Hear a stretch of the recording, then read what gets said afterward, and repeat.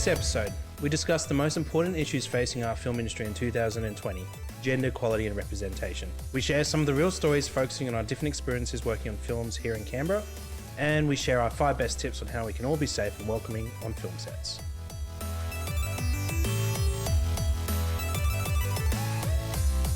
I began this podcast as a form of therapy and self-education. I wanted to share, learn and talk about the things that I felt were important to me, my friends, colleagues and professionals in the film industry.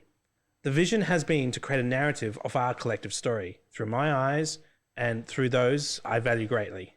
Which brings us to this week's episode, where I have in the studio with me April Watson of What's On Media and producer of Alice. I have Clair Strickland, who was the costume designer on Me and My Mates vs. Zombie Apocalypse.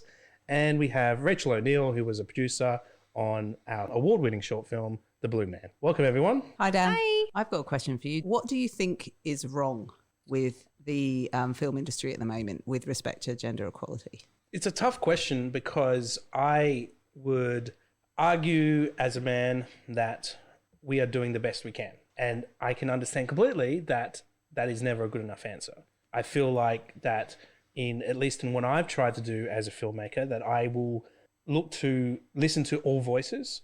And that's beyond just gender, but also ethnicity and background and experience and all those different things. And so when I feel like I'm doing the best I can, it kind of feels like, how do I get other people to sort of see it the way that I'm trying to learn and understand the way that I feel it should be as part of, being a producer in the industry. So have you seen things that you've been uncomfortable with? Often, and probably only more identified in recent times. Perhaps as a younger filmmaker, perhaps due to the amount of experience that I may have had at the time, I did not see it clearly. But where I believe I've put effort to understand more, I've been able to identify it a lot easier, which has meant that I can then do something about it a lot sooner, rather than let it sit, let it become a established cultural behavior that might exist. I agree. I think in the pre-work that we did for our first on-set shoot recently for Alice, you kind of let me take the reins on that, knowing that I would have a bit more insight about the fact that on sets we need to make some rules, and that might seem like a pretty elementary thing to do and to tell people how to behave, but sometimes it's really good, I find, to outline things in black and white and just say, don't do these things, or do make sure you do these things. Not just about inclusion, but about being mindful of the fact that the way that you behave in the past doesn't necessarily mean it was okay. And so we're letting kind of everyone know that there's a level, a standard of what's okay. With the movement in film at the moment, with the Weinstein factor has been a major high-level media thing, but the movement itself of better gender equality in film, do you believe it's been successful so far? Or what are the things we need to look towards to make it successful if it's not? I think it's certainly highlighted, and it's not just in film either. It's in lots of different disciplines in life at the moment that gender equality is being highlighted. So whether it's actually improving, I'm unsure, but it's definitely highlighted. I know in my experience working in film, at the time I was never bothered by anything, but in hindsight there is things that I would absolutely question now. But at the time you don't really think twice about it, which is, I guess, problematic. And now I would be much more conscious of what is going on around me and what is said to me, I suppose, as a female. Absolutely. And I think if we look at, say, someone like Reese Witherspoon and the podcast that she did, Second Life, the conversation about there aren't enough parts for women are not getting accolades for things. I think the recent event ceremony is probably a reasonable indication. And look, when we talk about equality, like, gender is the first factor. It's the main thing, because we know that women are not being given the same chances as men. They're not being given the same money as men. They don't have the same voice as men. They're more likely to be assaulted and victimized and the victims of violence, and the list goes on. But also that there are not as many roles for people of colour. So then you drill that down a little bit harder, and it's women of colour. So they're in 2 minorities, that those opportunities are even less still. And it's not just in the film industry, but I think that if a woman with that much white privilege is still struggling, we're not in a good place still, but we're talking about it. And that's a big step from 10 years ago. Now, being that we are Canberra filmmakers, I mean, I've been working for more than 12 years in Canberra's industry. I started out as a young 18-year-old and I'm now 35. And That's terrible maths. what was the math I provided? 18 to That 35. that makes you 30 years old. So maybe 17 years. Oh, yeah. Leave it to the ladies, doll. I was going for my professional career rather than when I was a student. Okay. No, because when you learn, you're always learning. When are you not a student? Okay, I'll start again. Leave it in. Fun to tease you, Dan. I love you. So yes, so in my 17 years, I have started out as a young man and I have gone through a growth of what has been my contribution and my involvement into the local industry. I think a lot of inspiration for the podcast in itself, starting it, has come from my own mental health journey, but also from the way that I was feeling frustrated with the way that some of Canberra's other practitioners approach the things.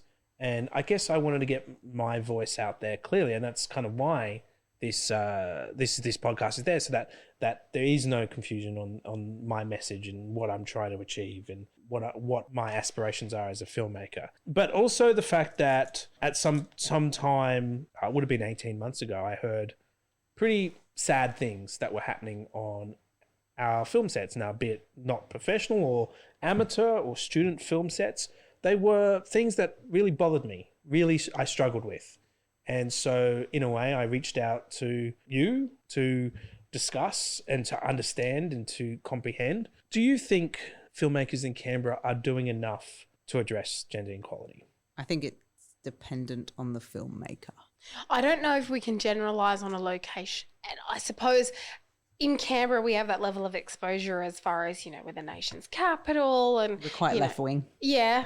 And I think that if I look at the film sets that I've been on, it's only a couple of times that I've been on set somewhere, and most of the time you're there, Dan. So it's hard for me to say. I think that when I hear about the things that I have heard, and as you've said, we've both been exposed to different stories about things that happen on set that make us go, "Ooh, that's not quite right, is it?" Yeah. That nobody's doing enough. So the answer, I guess, is no. Yeah. But I don't know if we need to point the finger at filmmakers in Canberra, or even filmmakers, as you rightly said before, Claire. It's so much bigger than the film industry, but obviously in the context of this podcast, are the people that we work with or know or have knowledge of in our industry doing enough? No, they're not. And planting this question in our episode structure there was intention behind that, and it was to bring up one particular topic that I've struggled as a producer when I'm trying to bring together a crew, and that is there are not enough females to invite. I absolutely feel like absolute frustration when I'm looking through on Facebook groups or new students or anything like that and going, I would like to find female filmmakers who are looking for experiences to work on our productions. And it's so difficult. I know for a fact that in the last couple of years, my film sets have not been as equal as they should have been, but it's because of the fact that there isn't enough females who are identifying as filmmakers, or as people interested to be involved in our industry. And this is not a criticism of you or of our film, but we've got one female producer, one female intern, 3 female actresses, and a female makeup artist. Yeah. Okay, so the lady that makes the tea. And a costume designer. Yes. Right, so the lady that makes the tea, the lady that does the admin work, the lady that does the makeup, 3 stage girls, and someone handling the dresses. Yeah. No ladies holding cameras, no ladies holding lights, no people who identify as female doing any of the hard, quote marks, hard work or the work that will win them an award. And on that as well, then we've got, so for our Wombat Man series, our DOP is Liz, and she's been doing amazing work as a DOP, and it's her first sort of bigger project that she's been working on. And part of where I was attracted to the idea to involve her as DOP and not as just a camera assistant was she was a young student who deserved an opportunity. Yeah. And we've been working on the project for some time, and so over that period, she has grown into that role. I'm thinking back to me and my mates, and thinking about everybody who was working on that set. And it is very similar to what April just listed. However, we had a female script supervisor, we had a female boom operator, we had a female production manager, but our DOP was male, our first AD was male, our director was male, our head of sound was male. Yeah, all of the camera operators were male. Yeah. Our runners, we had a lot of female runners. We had a female costume designer, obviously. We had a female makeup artist as well. So, there's a culture that is still occurring, Yes, actually, there are a lot of males in the makeup industry, and there have been since the 80s, really, in the high-end stuff. Yeah. But it's still a female-dominated industry, just like hair is too. Absolutely. So is costume design. It's very female-dominated, but I'm hoping there is starting to be a culture shift in sound design and in and camera operations, and as Dan was just saying, you've got a DOP in his movie. Or series, web series, Wombat Man, who is female, which, that's starting to make a difference. At the same time, then the rest of the crew are all male. So Yeah. And so as I said, it's just been, as a producer, it's frustrating. Like what you've just described, some of the biggest projects that I'm involved with, you've just described, a nightmare in my head in regards to gender equality. It doesn't exist. It's not absolutely reflected in not just the film-making world. Just look at government. Look at who's in the top spots. It's male. It's just like the film industry. It's male-dominated still. There's a lot of female middle management, which is exactly the same as the filmmaking industry. Lots of female middle management, but the head honchos are still men. Yeah, absolutely. Why do you think it is though? Do you think that they're there and have lost confidence? Do you think that there's just no females getting into filmmaking?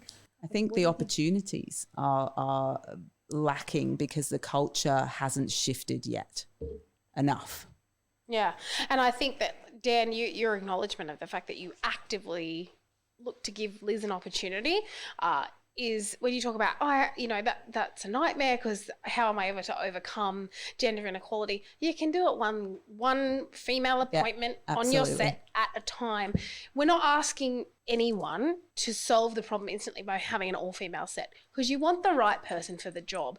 The difference is that people like Kathleen Kennedy and Amy Pascal were overlooked because they were women, not because they weren't as good as their male counterparts. So if you look at Liz and some other unnamed person of any gender and you go, she's the best person for the job, great. The fact that she's able to show up and get a run in 2020 or 2019, because that project's been going now for a little while, the fact that she can even show up and be considered is a step forward.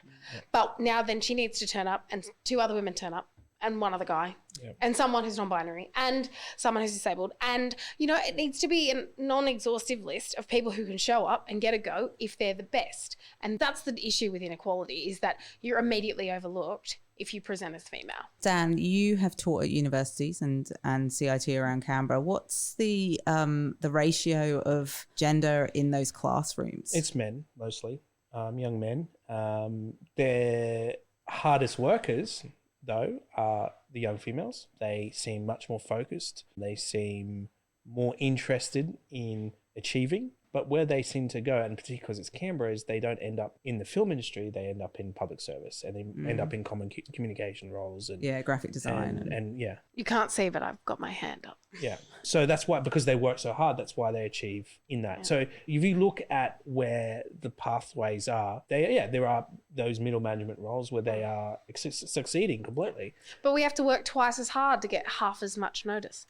The thing, from my experience from going to CIT, I felt personally that I got pushed continuously into the producer role, into the organisation role, not by all the teachers, by one in particular. And then the same people were pushed into the directing roles. And you'll find that was mostly males being pushed into the directing roles and the sound roles, unless you really put your hand up. Those themes of gender inequality were kind of being perpetuated. Absolutely. Yeah. It's just happening all the way through. Being completely honest, I'm not the most confident person at the best of times, but then to constantly have the same people being put into those directing roles, you see them get stronger. And then as a diploma student, I still felt like I was in the Cert 3 skill level for a director or for a soundie. So I did just stick with what I was comfortable. And it's continued since CIT. I've stuck to those similar sort of roles. And I think when you lack confidence and someone reiterates to you that you're not as good as other people, or you're really good at organising. Yeah, well done. I Also, sunk here, further take this back tea into that towel. hole. Yeah, I think when someone reiterates that to you, perhaps if someone had continuously offered you opportunities to do something outside of those basically coordination roles in one way or another, you might have built up the confidence to be like, no, I am quite good. And even as someone who is naturally not confident. So that's where I found my opportunities, I guess, outside of CIT. Say, for instance, Dan was my teacher at CIT. Dan was very supportive of one of my first films. Like, I did a first edit and got told by the editing teacher that it was rubbish. And then that teacher was sick, and Dan came in as a relief teacher and sat down and watched my film and actually provided me with constructive criticism.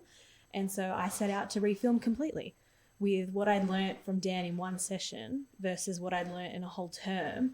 I completely refilmed, reshot, re-edited in like a week and a half and managed to win awards for my film. And I think that that's about him taking the time to look at your film. He didn't look at you and go, oh, well, she's a girl, so don't worry about it. And maybe that other teacher, I'd like to imagine that teacher wasn't looking at you and going, oh, you're a girl, so your film's stupid.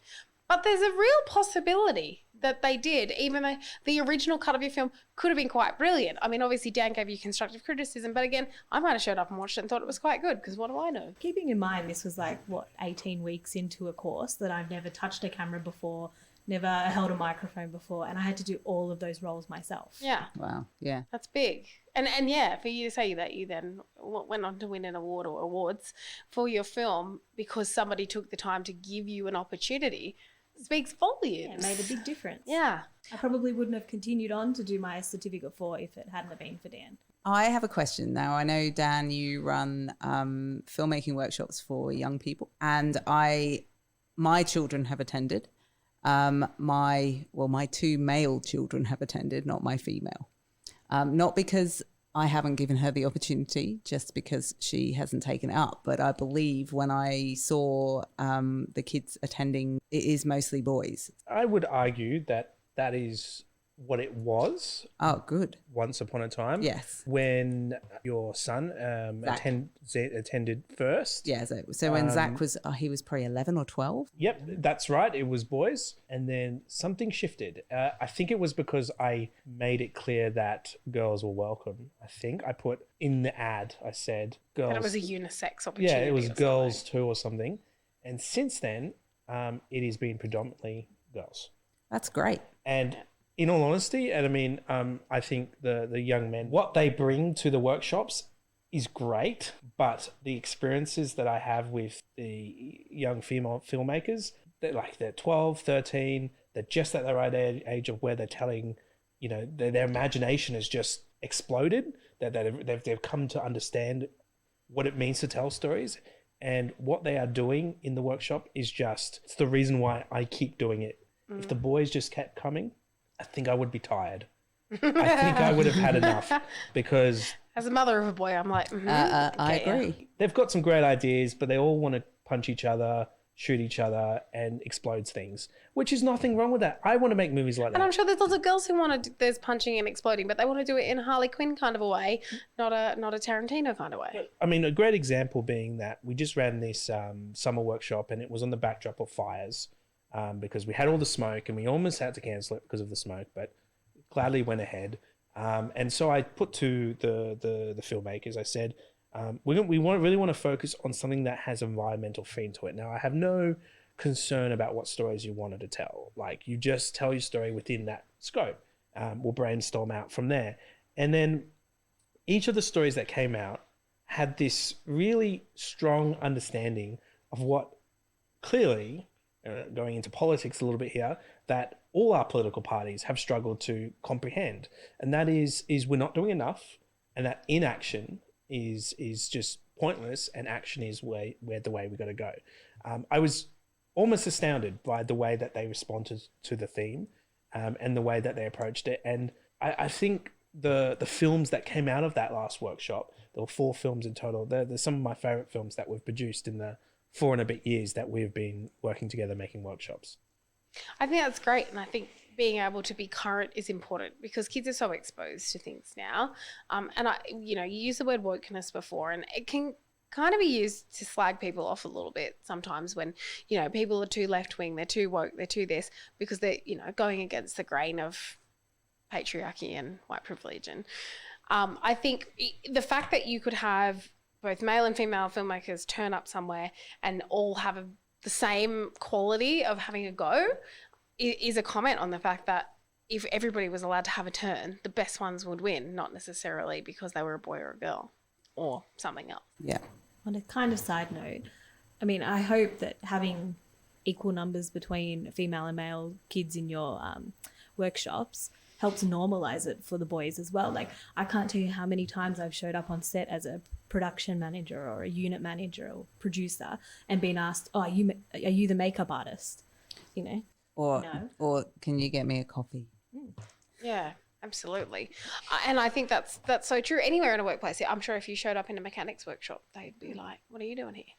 There is a bias across different industries, and even in, especially in film, for people to see a woman there and assume something about what role she's there to play. And it starts at such a young age, as we've just been talking about. Like, so having these workshops that Dan's running with more females than males, do you think that is the start of the shift as well? Well, the reason for putting these workshops on was to address part of my frustration with trying to have equality on film sets. I feel like that if we don't start embedding the ideas that doing camera work is a girl thing as well as a boy thing from an early age, then we won't get anywhere. Like, giving a girl a camera at the age of 11 and 12 should be empowering, and they should want to use cameras for the rest of their life if they want to be a filmmaker. And I feel that, so you look at the students that I've taught at CIT and UC, to hear I don't know how to touch a camera, I don't want to touch it because I'm worried I'm gonna break it. Like, I always say, no, well, just try it. But that shouldn't be a thing by the time you're at uni. If you're going to be a filmmaker, or you're going to be a storyteller or content creator, a media person, having comfortability around film equipment is the way to go. And so the workshops are designed for that perfect opportunity, that purpose of giving them a chance to just be comfortable with what is considered to be a boy's toy. Yeah. And I think if we look at Taylor Harris, the female AFL player who was just mercilessly roasted by the internet, men on the internet, that's another place in sport where it has to be the women's league of something. It's not just a league where women show up and they can have a crack. We have to give them their own whole subset of something. WNBA, or that thing where women play netball and men play basketball because somehow there's a different level of talent associated with dribbling as there is to passing. Makes zero sense. But I think the fact that you're engaging them at an equal level, not we've got a ladies' workshop and a boys' workshop. The boys' workshop has, the bombs and the guns and the whatever, and your set is going to be pink. I think that's a real difference and a significant one. And I think if the parents are seeing those targeted ads that say, would you like to send your child along to this cool school holiday activity where they can learn stuff and engage with their passion, and none of it's about whether they're a boy or a girl, just whether or not they want to make a film, that again is just saying anyone can come and do it. Have a crack. And on the sport thing, I will say the one place that has achieved great steps. He's going to say soccer, isn't he? I am going to say soccer. But he's right. I know, but he's a soccer fan. So yeah, well, the FFA to basically instill without question the national team, men and women, get paid the exact same. And it wasn't lower the men's, it was bring the women up to the men's level, is proven to be successful. I mean, look at the success of the Matildas in the last few weeks, just alone. Sport is getting better. And even commentary of sport, if you do unfortunately the fans are not getting better. If you do watch sport now, I mean, it's not what we would call equality. However, people like Erin Molan, are getting in there and commentating and having commentary on something that was always deemed to be male. So, there are improvements, but by far it's not equal yet, but it is getting there. I mean, it's a positive step, I suppose. But I mean, I don't like to say it like that, but it's, because it's a bit depressing. But at least it is a positive step in the right direction. At least they're doing better than the film industry, I think. They're way ahead. They have consciously seen, and you know, cricket as well. Women's cricket is becoming very popular now, and so I think it is. I think they are doing better than the film industry is. Yeah, and then if we look at Ash Barty. And then conversely, the New Zealand Parliament, where the men were lauded for being able to handle a newborn in the chambers, but Ash Barty was criticised for holding a baby as a shield. And it was a tactical move to stop her being criticised because look at, oh, so cute, there's a baby. But when men do it, it's extremely cute and, let's praise them. So I think that, you know, wherever we see that divide, for us to address it, bring the topic forward is a better step than to just ignore it, because continuing to ignore it is how we've ended up having to ask questions like, is it safe to be on set, whether it be in Canberra, in Australia, or just generally in the industry? Is it safe for us to go on set as women maybe till 5 o'clock in the morning, maybe where, you're there alone with a couple of people for a small shoot? Is it safe? Do you feel okay about it? Are you at risk? All those questions. What would you say are the top 5 tips on how we can be safe and welcoming on film sets? I think one of the things that we can do to be safer and more welcoming, as I mentioned earlier, articulating to people what is okay and what is not okay. If you start with a benchmark and you say everything below the line, not okay, don't do it. If I see you doing it, you're booted, is a good start, because what that says is, hi ladies, we recognise that you have experienced this myriad of problems, whether it be physical assault, being made to feel uncomfortable, harassment, whatever. If we recognise and we call that out from the get-go and we say, this will not be tolerated, and allow people to feel validated in their genuine fear, which is a real thing, to being afraid to go somewhere where you might be the only person who's female on set, I think that's a good start. I think that's really, really good. My reservations on that is the reporting side, which probably leads me to my tip or recommendation, is that we have people on set who are mental health first aid trained. So there is always has to be a first aider because that's legislated. She's got an English accent. She can't say legislated. However, mental health first aid is becoming more and more important. And I think, you know, having somebody who is trained in mental health first aid is going to be a positive step. And also as somebody that can be, that people can talk to if they have a problem, because telling somebody or a crew that these behaviors are not acceptable, who do you report it to? Do you report it to the producer, who's the sleazy one trying to get into your undies? Or do you report it to the runner who actually can't do anything? Like you need somebody to be able to report to that is actually going to take responsibility. So I will say off the back of that, we laid out those rules and regulations for the Alice set, and I listed myself as the harassment contact officer. Yeah. That was a terminology that I took from work. I think that's a great one. And I was like, hey, says what it is. Contact me if you are being harassed. Hello. I put myself in that vulnerable position of having to be reported to. It can be hard. And I think it's hard also sometimes for us to hear that someone we like is behaving really inappropriately.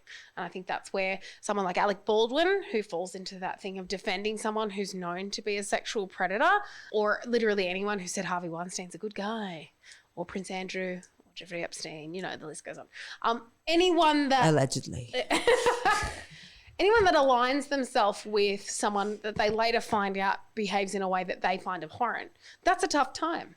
If someone on our set had come and told me that somebody else was behaving in a way they didn't like, that doesn't make me feel good, because I like and admire all the people on our set. But at the end of the day, if I have signed up to the job of making sure that people stay safe and identified to them, hello, if you're looking to report something that you're not okay with, I'm your gal. But also, I think I made the judgment call to appoint myself because I made an assumption that as a woman, people would feel more comfortable talking to me. So is that biased? Or is that just accurate? Well, as I was thinking about what I was going to say, I was thinking, would you have a female and a male harassment officer, or would it just be somebody who is trained? And also, we also need to think about the consequences. So if you are if that somebody is reported, what do you do with that information, and what do you do to assist them to see what they are doing wrong? Because obviously, in context of no doing this and no doing that, no running, no jumping, no diving, it's pretty easy. You ran, you jumped, you dove, but no making people feel uncomfortable, no sex on the set, no whatever it might be. If they look at their actions and don't see themselves as bullying, harassing, behaving inappropriately, making sexist jokes, look, if it's really funny, guys, it's probably harassment. That's a good rule. If everyone's laughing except one person, it's not okay. And yeah, I do think that if we can take gender bias out of it and say whoever's trained is the person that you go to, but then how do you choose who you're going to train? The person who has a proclivity for listening, who's most likely to be forceful enough to say, you behaved badly, you must now be punished. But also you're putting the production at risk. When you behave badly and someone calls you out on it, if you're the lead actor, you're in the whole production's in serious trouble. And that's where we find ourselves in that really tight spot where the person who's the contact officer says to the producer, the director, this person's done X, and you go, yeah, but we've shot all bar 4 scenes. We can't lose them now just because they've touched someone inappropriately. You do have to. So it's really tough. It's not easy. And it's how to, and I do believe, like, I think that, booting them, for example, which is, the knee-jerk reaction, you kick them out, is probably not the ideal solution. Some form of counselling to let them understand what has actually occurred. Yes, if they are, I suppose at the extreme end, if they assaulted somebody and they are perfectly aware that they did, that is a matter for the police. Yeah, but then you look at Marlon Brando and like some of the things that happen on sets in that era were assault, but no one was going to own up to that. No, nobody was going to say that was okay. The way that people were treated on sets, especially women, would nowadays be considered a crime, but it wasn't back in the day. And so that precedent's been set. It's that, that Mad Men for advertising, the glorification of what it's like to be somewhere and that kind of fuck you way to the top, the couch, all of those tropes come from somewhere. And I think that, if people are committing crimes out on your set, then you got to do something about it, but it's the context. And if the victim's afraid of that person or is afraid of losing the one gig that they got because they're a lady and it's really hard to get a job, you're really in a tight spot. Yeah, I mean, I have been put in a position where I was uncomfortable and I didn't really do anything about it, and I kind of shrugged it off. If I was a different person, maybe I wouldn't have. I don't know, but that's neither here nor there really, because I'm okay from my experiences and I haven't been scarred or anything from it, but maybe somebody else has. And I know, after talking to Dan and having a discussion about this podcast, there are people who've worked in sets in Canberra who have had experiences that have left them scarred. Yeah. And don't want to work in the industry anymore. Yeah. Have left town. Like, that's how serious. So this sort of behaviour, I mean, we need to stop it before it starts. I think that's probably the main rule that you laid out right at the beginning there was, this is the behaviour that is not acceptable. And these are the consequences of this unacceptable behaviour if you do them. And being dismissed is a reality, or it needs to be seen as a reality. And I think there will be a level of people having to be made examples of. And they're going to feel like they're scapegoats because they're not going to believe that, I'm not as bad as some other person. But it's not about, you can't rate somebody else's experience. If you say that, what I did was only like a 4 out of 10, but the other person has gone away, left town, quit the industry, that person doesn't want to work in that industry anymore because of something that you did. You're a 10 out of 10. You might even be an 11 out of 10. Do you think it's realistic, though, to have somebody on every set who can be a harassment manager? I think that can't be their only job. So it could be anybody. And as April said, for her, she's the producer, but she also was that person. You just think about how many student films where they're absolutely 3-4 people. Then it's one of them, or it's. I think there's a second side to it, which would go with every industry, is also educating and empowering people to not stand for the behaviour. If you're the lead actress and it's not acceptable, don't be afraid to just leave. it's their fault, not your fault if the production doesn't go through. Yeah, absolutely. It's not your responsibility. It's their responsibility for their own behaviour. Yeah, and empowering people to be able to speak up. I mean, that's what we need to do. In general, in life. And I think Dan is someone who's being demonstrative about his intolerance for inequality and gendered bias on his sets, is opening the doors for the other men on the set to say, yeah, that's not cool. Dan and I both agree that that's not cool. Dan can't be the only person on the set that behaves that way. That won't work either. So I think being able to have those frank conversations with the writer, with the other producer, with the boom operator, with whoever it might be, and just be like, yeah, I observed this thing. It wasn't good. I didn't like it. And for that person to go, yeah, same. We've got to just keep those conversations going whenever you see something, say something. And even what Rachael was saying, universities and TAFEs should be actually, including this in their curriculums. Yeah. Is there anything included around behaviour in the qualifications that you've done, Rach? I don't recall. I do know some people who did music videos and they might have had a sensitive scene, and so they've done a closed shoot, but I don't recall it being taught to us. It might have just been their own common sense. Yeah. And that's the thing, adding it to the curriculum or running seminars on, behaviour on sets, or I don't know, something a bit more sexy than that. Like maybe sexy is the wrong term. Yeah, not too sexy. I think that, if we look at human, whatever it is, human sexuality or whatever, the primary school kind of where they enter into that sex ed space, the first conversation is probably needing to be about consent and bodily autonomy. Because if we have 8-year-olds who understand bodily autonomy, then we will have 18-year-olds and 28-year-olds and so on who understand that it's not okay to do what's not okay, and have some way of having a concept of that. But also being mindful of the fact that socially some people see their behaviour in one way, whether it be through the lens of being on the spectrum or a cultural thing, in my country I do it this way, or, what they've been exposed to. So that's where rules come in, because it makes it a clear line about what's okay, no matter your background.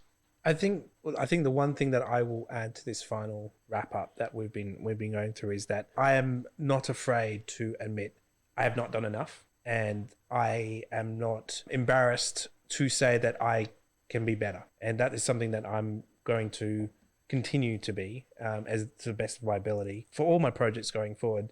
I know that 2020 for me is going to be one of the busiest years of my life, possibly with Alice, with One Batman continuing, with numerous other projects that are happening here at Sanguineti Media, and I know that all that's going to be on the back of my mind is obviously doing the best for the people involved and making sure that everyone feels welcome and safe and excited to work with us. Yeah. I think one of the key things about inclusion, and it doesn't just have to be about gender, but obviously that being the topic, if you're not sure, ask them. If you're wondering what a woman on your set wants from you as the director, producer, whatever, ask them. Because more than likely, if you give someone the opportunity to share their needs with you, they're going to tell you. If they feel like they can't express what they need, I need more privacy. I need this to be a closed shoot. I need you to listen to my complaint about this person. Whatever it might be, if you ask somebody what they need from you, hopefully they will feel comfortable to tell you. Thank you so much to April, Claire and Rachael for their time to join me this week. They will be back for a future episode as we continue the conversation on bridging the gender gap in the film industry. April runs a body positivity blog, which is a dedicated space of self-love and body positivity. You can follow her at The Bodzilla on Instagram. You can also support this podcast by becoming a patron for just $1 a month. Your support contributes to the general running costs of a regular podcast, and your subscription will give you early access to every episode. You can join us at www.patreon.com/Sanguineti Media. Film Rhapsody is produced by Russell Lee and Dan Sanguineti for Sanguineti Media. Find our home at sanguinetimedia.com.au.